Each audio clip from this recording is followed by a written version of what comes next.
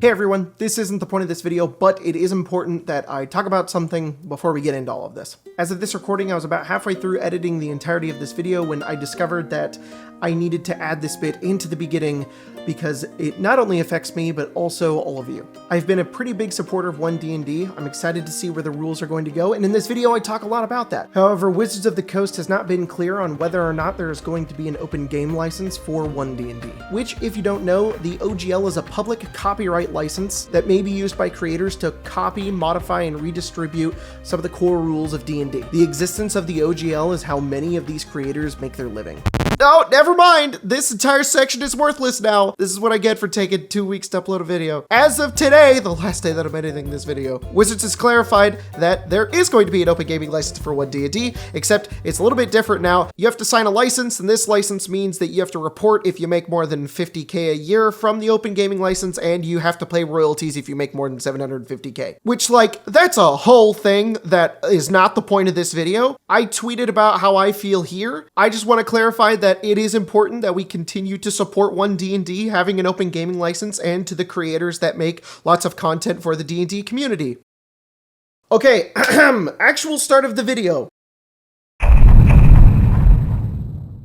Wizards of the Coast a few months ago went, we're making new core books, because these are like 8 years old and definitely need some revisions. Here's some stuff we want to do. It's all bound to change, and we'd like you to play test it and tell us what you think.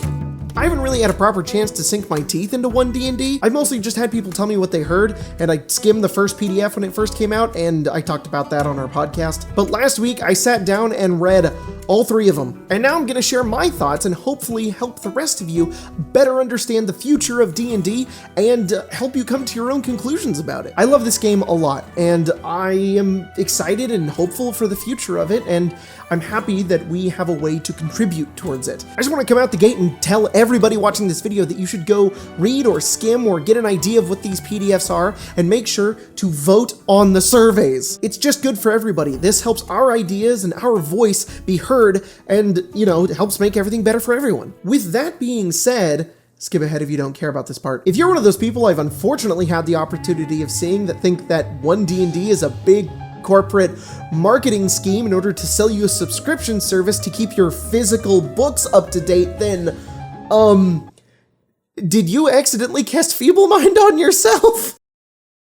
You know that they've released free errata for books in the past, right? And you know that D&D Beyond is a subscription service that gives you books and keeps them up to date and has been that way for years? And I'm not saying Wizards or Hasbro is exempt from criticism. I just think that One D&D as a whole exists and is free for everyone to read, play test, and participate in because WotC wants the game to have feedback from the community on what they like and dislike, which they have already admitted to doing. Over the course of the next year and a half, we're going to try out different versions of core rules and then see what people think of those different versions. A great example of this is how we're handling critical hits. In our video last time, talked about the fact that the previous Unearthed Arcana had a rule that we knew was very experimental. Right. We've already seen some of the responses, and you're going to see this time the current version of the playtest.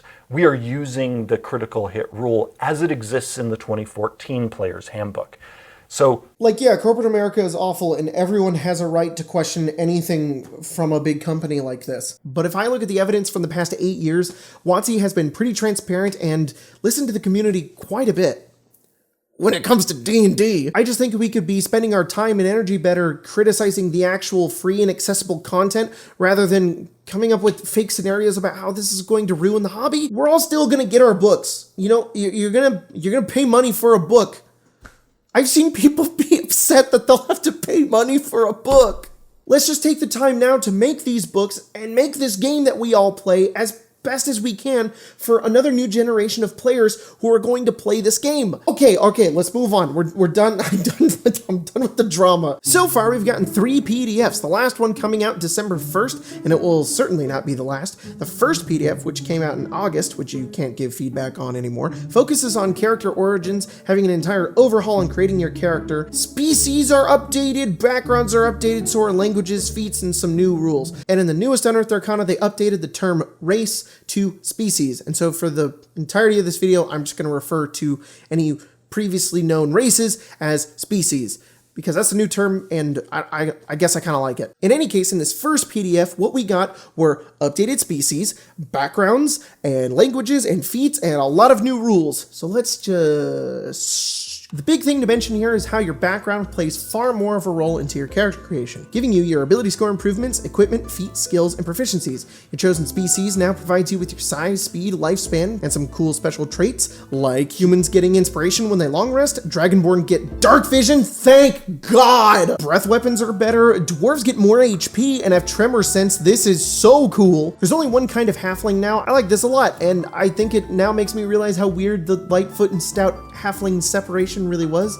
I could get the whole dwarven blood thing, but I don't know, it's kind of weird. Rock gnomes can make a little trinket that's like a familiar with a lot of detailed rules. Orcs get adrenaline rush where they can dash as a bonus action and gain temporary HP. Tieflings have 3 subspecies which gives them different spells and resistances, and you can be small with most species, which is awesome.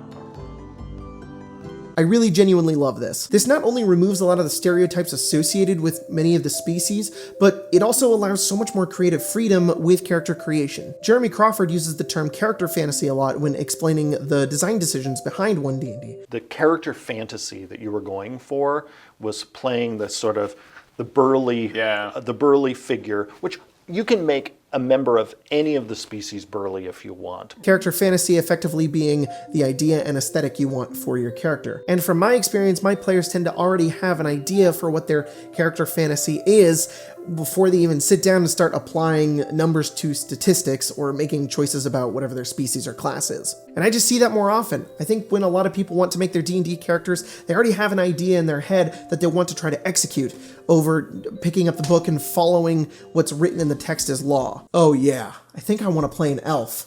Let me read up on how elves act. I think it's easy to fall into this mindset of the species should act a certain way, and if you don't play an elf like a distant, aloof, ethereal being, then you shouldn't play an elf. Trust me, I had a whole video explaining the D&D species where the camera was way too close to my face and it was horribly edited and got lots of views, where I perpetuated this idea, which I deeply regret and have since made those videos private forever. I regret it because this is just a backwards way to make characters in a role-playing game. Hey, this is an elf. They're all super light and elegant and dexterous. Have you seen Lord of the Rings? You know Legolas?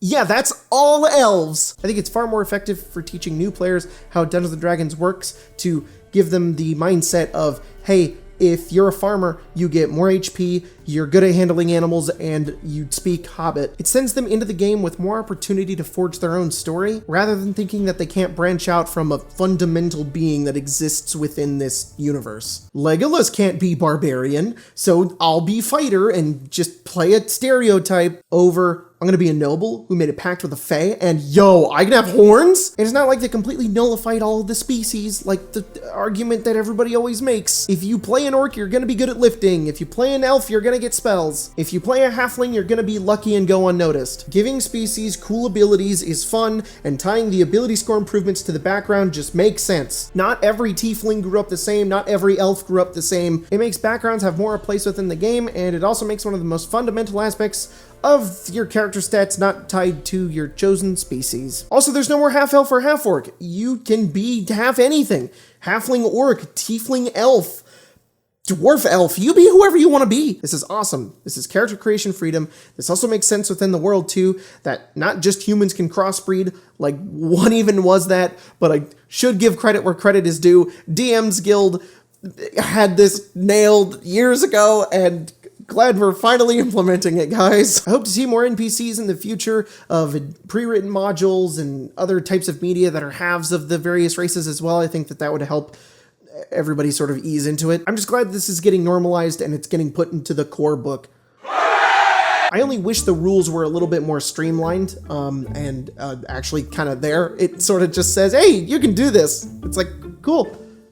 Can I have more rules on that? I'm sure they're gonna do it.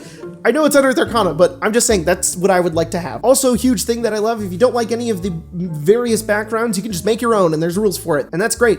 give us that for half species. You can pick the pre-made options, you can stick to the constructed lore if that's your character fantasy, or you can make whatever you want. Elf, tiefling, guard, wizard, human, dragonborn, mercenary, ranger. Actually, you know what? I want to be a skeleton. A skeleton who stayed alive and became sentient after they were brought to life from a spell and now has to follow around the wizard who brought them back, and they want to be a wizard too. That's a character idea I've had for a long time and I really want to play it, and it's probably going to be possible with just the core book. The Player's Handbook. I love it! The feats have been a bit overhauled, which I really like because feats to me have always felt a little clunky. Just how they read and how many times we've forgotten what they do. There's also just so many of them. But they've been really streamlined to fit more into the rules of D&D and also how they're formatted. You get these bolded ability lines, which are just great for my brain, and wow, I love alert so much better. Instead of the arbitrary +5 to initiative, you get your proficiency bonus, and you can swap initiative with a willing ally. Oh, the possibilities! Not only getting the proficiency bonus that levels as you level up, but being able to roll a high initiative and then letting like your rogue go first is so much more fun than just +5. You get a discount of items if you have crafter, and whoa, you can craft things faster? Musicians let you play a song and gain inspiration. Healer lets you reroll ones when you heal. I'm not gonna go over all of them, but you should definitely check them out. I really love this. Okay, going over the rules glossary, it's a lot, so we're gonna kind of speed through it. There's a new term called a D20 test, which basically means anytime you roll an attack, ability check, or saving throw, that's a D20 test. It makes it easy to communicate rules so that if something applies to all three of these things, then you can just say D20 test. If you roll a 1 on a 20 on a D20 test, it auto fails or succeeds. This is interesting because this also means you can nat 1 fail ability checks and saving throws, and I don't know if I'm a fan of that. I think crit fails should be relegated to attack rolls. Having the +10 athletics barbarian randomly and completely, utterly fail to open a stuck door just feels bad. But I don't know, I think I'm cool with crit succeeding an ability check or a saving throw. That's fun and exciting, and I know, oh, my balance. I apologize, I would rather have my friends have fun crit succeeding a fireball dexterity saving throw when they have a -1 over the wizard who had spent all their levels and time to get a +15 in Arcana to always have a 5% chance of casting Feeble Mind on themselves. Oh, also, if you roll a 20 on a D20 test, you get inspiration. I like this, but the other way around. Getting it when you roll a 1. They did this. In the future one, they did this. I also think they took away this crit roll. I think I'm talking about this for no reason. They also changed extra crit damage to be only on player, weapon, and unarmed strikes. So basically, magic and monsters can't crit. And while I thought this was really interesting at first, my friends convinced me otherwise. This change is just sort of unnecessary. Like, crit damage on the DM is never going to be that catastrophic anyways, and you're just going to take something away that's fun from spellcasters. Plus, on the DM side, I think that DMs should be able to dish out whatever the players can do back to them. I do agree, though, that DMs shouldn't have crits. Instant death to the wizard from a crit goblin arrow sucks, and I put this in the Questonomicon, and people are getting it. It's shipping right now. I haven't even got mine yet. If you've got yours, I'm so jealous. They updated the grappled condition. Big W. Incapacitated clarifies on concentration, and also you have disadvantage on initiative. Love it. Inspiration update. In my games, we've been using the coin method where everyone gets a coin that you can use once per game to gain advantage on a roll or a reroll, and you get it back by either being a cool guy, rolling a 1, or if the DM rolls a crit on you. This is similar, so I love it. You get it when you are a cool guy, roll a 20, and you can give it to allies, but you lose it after you long rest, which I'm kind of a fan of and might implement into my games, but we'll see, my players might yell at me. If your long rest is interrupted and you did at least an hour of it, you get a short rest. There's a new slowed condition, which is awesome. Can't wait to see this implemented. It's already implemented in the grappled condition, so when you grapple somebody, you're slowed. This will make it a lot easier for like freezing spells to just apply slowed than just be like, oh, they have a -10 to speed and also -1 to AC. It's annoying. Unarmed strikes are also shove and grapple. Big day for monk enjoyers. And spells have been separated into 3 categories: arcane, divine, and primal. Guess what? Love this. I always thought the spells were split like this anyways, and they just ignored it in the books. This just makes spells a lot easier to understand. It also has a lot of potential for the future of magic items and feats and class abilities, where you can just say divine spells instead of the cleric spell list. This also makes sense if we're looking at this from a world and lore perspective. It's likely scholars have already categorized the magic into these categories, and so when you give your players a magic item that uses primal magic, it translates so much better. I think this first PDF has a lot of good potential. I see a lot of what they're planning for the future of this game, and overall it looks like they're making everything easier and a lot more fun. At least that's what I see. Also, Ardling is a thing, like, I forgot to go over Ardling. Ardling is a new species that they put into this Unearthed Arcana, and it's like a celestial animal. It's kind of a lot of things all at once, and I didn't really understand it at first, but it's pretty cool, I guess. I mean, we kind of already have Shifter and Azamar, so it's kind of weird to just shove them into one creature. I don't know, that's my opinion at least. On to PDF 2, Expert Classes. Before we continue, it should be noted that Jeremy Crawford has stated that anything within the newest One D&D UA supersedes anything in the previous. So it's likely that everything I just explained to you might be different now. It is. The one main thing to keep in mind as people playtest is that the rules glossary of each UA supersedes the rules glossaries of any previous One D&D UAs. Which is great. I love updates. They're trying lots of new stuff. I'm here for the experimentation. Anyways, expert classes. All of the classes are now divided into categories that suit them. Experts, mages, priests, and warriors. Experts being bard, ranger, rogue, and artificer, because they each get expertise. Mages being sorcerer, warlock, wizard, priest being cleric, druid, paladin, and warriors being barbarian, fighter, monk. I did something similar in one of the first videos I ever made on this channel, where I was trying to help explain classes to new players, and so I gave them a sort of simplified version of the class's role within the game, and that a well-balanced party has one of each. And that looks to be present here, which is awesome and kind of crazy, because, like, did I do that? No, I didn't do that. I didn't conceive the idea of class groups. That's a thing in every game. But also, this allows for, once again, spells or magic items in the future to just be available to a group other than specific classes. So if a new class becomes a thing, they can just slot it into one of the groups, and now it's not weird that they can't attune to a staff of power. Also, this is great for homebrew. If you make a homebrew class, you can just say they're a warrior, and now they plug into the rest of the game. Big changes to Bard, which I deeply welcome. This introduction text is awesome and something the community has been voicing for a long time. Bardic Inspiration is a reaction now, thank God. This is way better than wasting your bonus action to be like D6, add it to your roll, and then they've already rolled and they've hit, and you sit in your corner and cry. It can also heal. Wow, I said that Bard should have more of a support role and everybody was mean to me. I've made a severe and continuous lapse in my judgment. They're also trying to put a lot more per use abilities to proficiency bonus, which is great. This just makes it easy to remember, and the scaling is fair. With each class, they're also giving automatic spell choices in case you don't want to pick, or you have a new player that doesn't need a giant list of spells to pick from. Bards can also replace spells on a long rest, which is great. I really hope they do this with every class, because there's nothing worse than picking a spell and then realizing that you didn't like it, or it doesn't fit, or it's just bad, and then you have to wait to level up to change it, or just beg your DM to change it, which is what we all do anyways. That's the thing with One D&D. A lot of the changes are just little homebrew things that we've all been doing for years, and they're just making it official, which is a win. New second level ability, Songs of Restoration, which is a point I made in my video. Giving bards spells that are flavored like songs and adds to spells that are always prepared is great, makes them feel like a support class, gives them more of a role within the book. I like it. I only wish that the song prepared list would be different based on your subclass, but I'm happy with it either way. It's a cool second level ability, and it's nice that every bard will always have healing word prepared. That's a nice thing to give them that isn't just jack of all trades. 7th level, if somebody rolls a 1 on Bardic Inspiration, it isn't expended? I really like One D&D. You feel bad for rolling a 1, but that +1 could still turn it into a success. And then you feel even better because you didn't expend the inspiration. But it isn't like a permanent +1 or anything like that. But you could like keep rolling ones with it, and it's just so cool. This is just straight up fun, and it's gonna make bards feel awesome. And with each class, Crawford explained that they're gonna make the previous 20th level ability now level 18, and now at 19th and 20th level, you get a feat and an epic boon.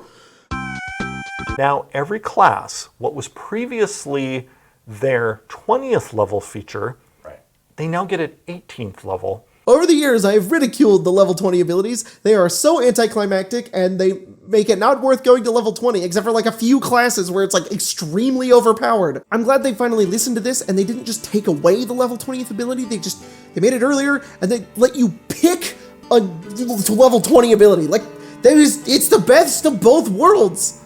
These are changes and things I've wanted for a long time. I feel like I was heard. 6th level Cunning Inspiration for Lore Bards lets you effectively roll Inspiration with advantage. Can't wait to see the other Bard subclasses. Ranger got a giant overhaul. There's a lot. Let me just put forward, I love all of it. It's awesome. I've made videos about this in the past. I'm not saying they did this, but I genuinely feel like Wizards went and watched my entire video catalog and went, okay, there's some valid critiques in here, let's try and fix it. And the critiques were like, I'm a 20th level ranger. I can destroy you. You don't stand a chance against me. Wow, that hurt more than normal. Ah! Die. you've stuck with your patron, you've gathered all the power you can, and now you are rewarded with getting all your spell slots back only after a minute. Devotion, what's it gonna be? You can hug puppies as a free action? Alternatively, if you fail an ability check, you can treat the roll as a 20. This is why you never see high-level rogues in D&D! At level 20, you gain the greatest ability known to many wizards. The legendary power, the one true achievement for not cross-classing and playing a campaign up to this point and gaining this much power! You can cast 2 3rd-level spells without using a spell slot. This is why wizards are overpowered! Wait, what the f***? This actually sucks. To devastate universes, to conquer unknown lands. You spend a minute and gain all of your spell slots back, once per long rest.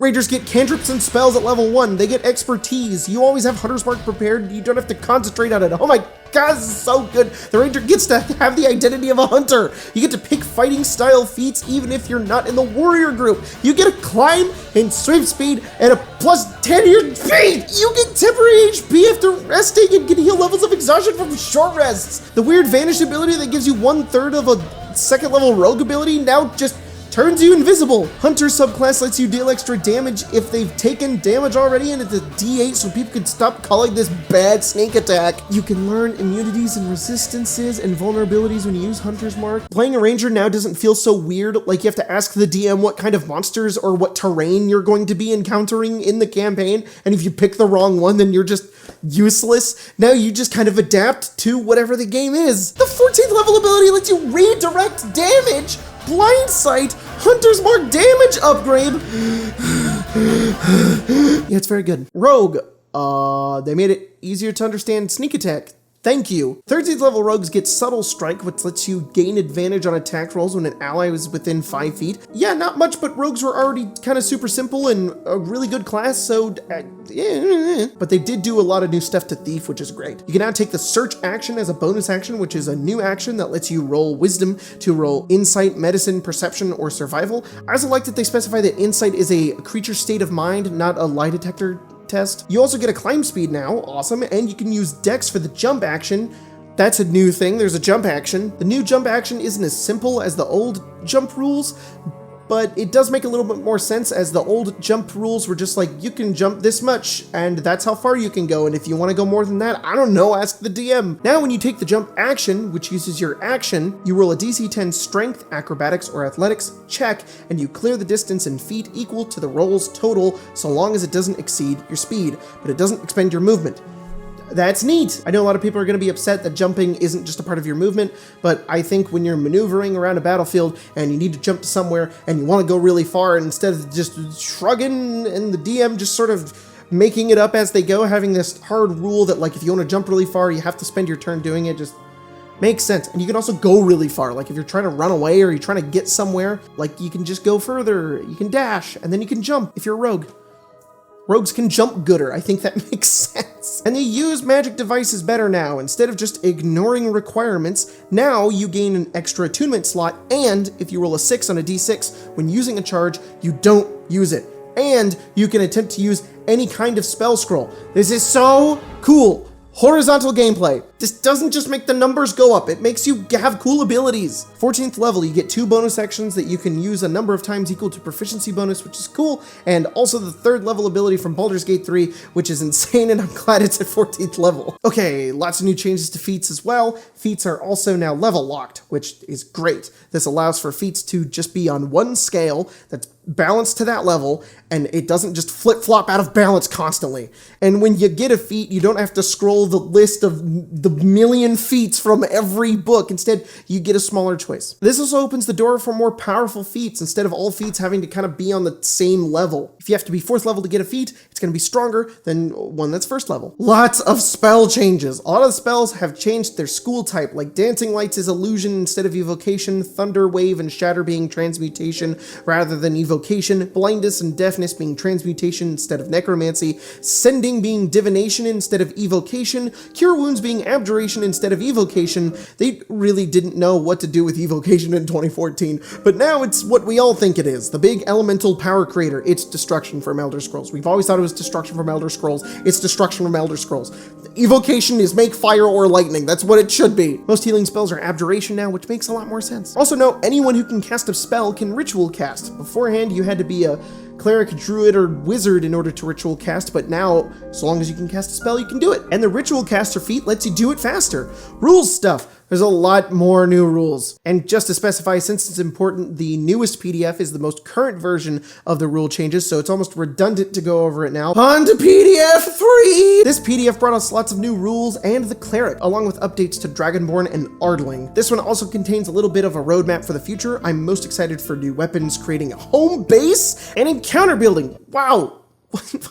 One D&D just sounds really cool. I'm really excited for it. The Cleric got a lot of changes, gaining a new ability with their channel divinity called Divine Spark, where you can roll a number of d8s equal to your proficiency bonus to either deal damage to a creature or heal them. This is a fun little ability to give clerics that really encompasses their identity and I think levels up very nicely. Turn Undead now makes creatures dazed, a new condition, which says you can only take an action or move on your turn. It removes your bonus actions and reactions. I really hope this replaces Stunned. Stunned sucks. I'm just not a fan of taking away either an entire player's turn or an entire monster for a turn that everybody will have advantage on and kill very quickly. Dazed to me is just a really good medium in between the two. You slow a creature down instead of taking away their entire turn so they have to go twiddle their thumbs and do nothing. Glad they came to play D&D. However, Turn Undead alters this dazed condition further by making it so they have to dash on their turns away from you.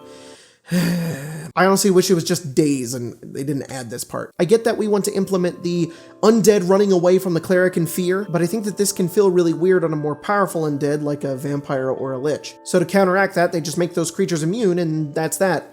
This ability only works on tiny undead. So if the DM wants to run a combat with a horde of zombies or skeletons, the cleric uses their 1st level ability and boom, the encounter is done. And yeah, that's cool, but I don't know, I just don't think it's very fun, especially for the DM. I would want to remove this and just make it dazed. Not only is it simpler, like I can already imagine players getting confused because they didn't read 2 text boxes down and are only focusing on the dazed condition aspect. And then it wouldn't be too bad to take away turn immunity from more powerful undead. Maybe they just get advantage on the whiz save now. Dazed is not nearly as bad as your BBG running away in fear, and I think that that would be really cool for some clerics to use their turn on a lich to stop them from doing multiple actions on their turn. Maybe you could even remove a legendary action? I don't know, I'm just spitballing. At level 2, clerics get a new ability called Holy Order, where they can choose Protector, Scholar, or Thaumaturge, where they get different abilities based on each one. Protector gives you weapon proficiency and heavy armor training, Scholar gives you extra skill proficiencies and an added wisdom bonus, and Thaumaturge gives you a cantrip and you can gain channel divinity use on a short rest. I don't have much to say about this other than it's cool that clerics have this nice little ability that can differentiate between one another. But these new abilities come at a cost. You now get your cleric subclass at level 3 instead of 1. This is one of the few things I'm not a big fan of. Crawford explained that the trend for the whole playtest is going to be subclasses at 3rd level. Here's why. What we have seen over the last 8 years is classes that have a subclass choice at first level. They are a blocker for brand new players. We've designed first level to only last a session or two, and then you're moved along until you finally make that meaty choice of subclass at third level. When we ask you to choose a subclass at first level, we are suddenly asking you, who may never have played D&D before, to look at every subclass option for that class before you've even played the class. That's and make the most important decision for your class For that your you will future. make. Even for a veteran D&D player, that's a tall order sometimes, because you might be coming to a class you've never played before. I want to give the Cleric a try. First level, choose your subclass and look at every subclass in existence. Which makes sense, and yeah, it's cool to now have abilities at levels 1 and 2. I just don't think this is a flavor win, because clerics have a god that they follow, and sure, you can make that choice at level 1, but you won't feel its effects until level 3. Also, if we're afraid of overwhelming new players with choice in D&D, by the time they're going to choose a subclass at level 1, they've already been presented with 12 classes, 9 species, 18 backgrounds, and they will need to choose proficiency in 18 different skills, and if they don't pick a background, they'll need to flip through the 10 different level 1 feats, and that's One D&D. That's not even compared to what we have now. Now, I'm not trying to say I dislike any of this. I don't think any of these choices should become lessened. I like that there's a lot of things to choose from, but I've had my fair share of players who are new to D&D, and to be honest, their issues were never, there's too many choices. It's almost always, what does dexterity do? Why am I getting this bonus? Which one is the D8? It's weird to me that they think players will be too overwhelmed by choice from subclass right after they've made a lot of choices already. I think most new players are going to have an easy time understanding that their cleric serves a god, and that god encompasses an idea.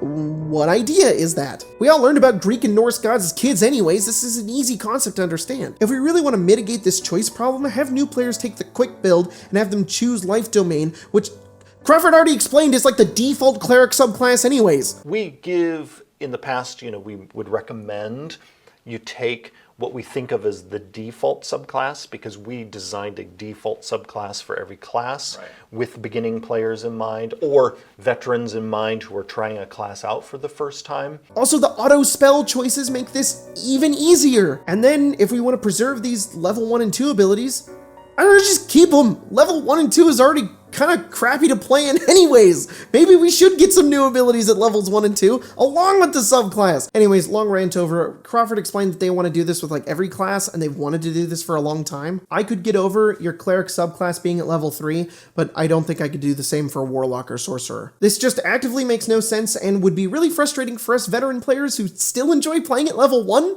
I just don't like the excuse that like, oh, if you want your subclass, then start at level 3. Like, I like playing at level 1, and I don't want to have to pretend that I know what my subclass is going to be at level 1. And please, just put Paladin Oath at level 1, I'm begging you. How does it make any sense that you get magical abilities from an oath when you haven't even made the oath yet? You don't even know what your tenets are, and you can cast Lay on Hands. Anyways, at 18th level, they upgraded Divine Intervention to potentially get it back even quicker, which is neat. Now we move on to character species, which this UA has explained why they've changed the name to species. I'm definitely down to start using the term. It's a lot more fitting, and I did it through this whole video, so yeah. It's gonna take some time getting used to. It's kind of hard to say over race, like species. Honestly, I just think we'll refer to each species as their name, which, we kind of just do already. But they've updated Ardling and Dragonborn. Ardling now having more of a focus on their bestial nature over the celestial, which I think is a good move. It was definitely getting a little complicated. It was a big mishmash of a lot of ideas. And there's a cool ability you get now that links to a type of creature, which I think is really fun. And also should just be wild shape, but that's just me. Dragonborn breath weapons are now whenever you take the attack action, hell yes. You can choose to do a line or a cone, hell yes. And Dragonborn can fly by default without that feat from Xanathar's Guide. I'm not a big fan of being able to fly at level 1, but I'm happy with it because it's limited to 10 minutes per long rest. And it has this really cool flavor text that explains that it's made out of the energy from your breath weapon, which is just cool. Also, we got Goliaths. I'm super happy they're putting Goliaths as a default species with their relation to giants. There's There's also giant ancestry, and you can now be associated with any of the various giant types. You can also grow and get big. I love this a lot. Powerful build is a little better, letting you have advantage on ending grapples. Overall, just love this update to giants. Can't wait to see lots of new characters and concepts and NPCs with this new update. And they made a changelog for this one. That's great and makes things so much easier. And for spells, aid, banishment, guidance, prayer of healing, resistance, and spiritual weapon all got updates. I'll just put them on the screen. The attack action now lets you equip a weapon for free. Makes sense. Who was actually using the equipping rules anyways? Grapple condition, where you can gain the slowed condition when you grapple someone. You can attempt to escape at the end of each turn rather than using your action. And you have disadvantage on attack rolls against anyone except the creature who is grappling you. Does it make you slow if you're grappling something 2 sizes smaller? Carry that fairy like a football. Grappling is now like a legitimate tank strat. There's a new action you can take called Influence, which is effectively gamifying a charisma check, which was originally detailed in the DM's guide, but they simplified it a lot more here. Basically, you can roll animal handling, deception, intimidation, or persuasion to change an NPC's attitude, which I think is a great way for DMs who have no idea how to run NPC interaction to rule the checks. And maybe this could start affecting spells in interesting ways, where Charm Person could make an NPC go to friendly. Overall, it's neat, but it requires a lot of us to actually start using the rules. So they've updated Long Rest. It now clarifies on HP maximum reductions, exhaustion, and reduced ability scores. It also now gives back all your hit dice instead of just half, and makes it much easier to figure out when you can long rest by specifying you have to wait 16 hours over the 24 hours, which was confusing. I also like that combat and casting a spell interrupts the rest and you need an extra hour. That is just really accurate. When I wake up at 3 a.m. to Marcy crying and wanting to play for an hour, I definitely need that extra hour of sleep. Now, instead of the casting a spell action, you have the magic action, which is effectively the same thing, except it also includes magic items. And now there's specifications on True Sight and what you can see instead of the vague description from the 2014 PHB. Oh, and Tremor Sense doesn't count as seeing the creature. I like that. Okay. That's mostly everything. I know there's a lot of little things that I missed, but hopefully that's enough of the big stuff to get you to understand kind of what One D&D is. If I have any final sentiments to create some sort of conclusion to this video, I would say that I'm really excited for the future of D&D. I love a lot of these new rules and changes. To be honest, we already homebrew rule half of them. I'm just happy to see that they're taking the feedback that we've been giving to great effect. Can't wait for all the new stuff, and make sure to go vote on the survey. It's really important that you do that!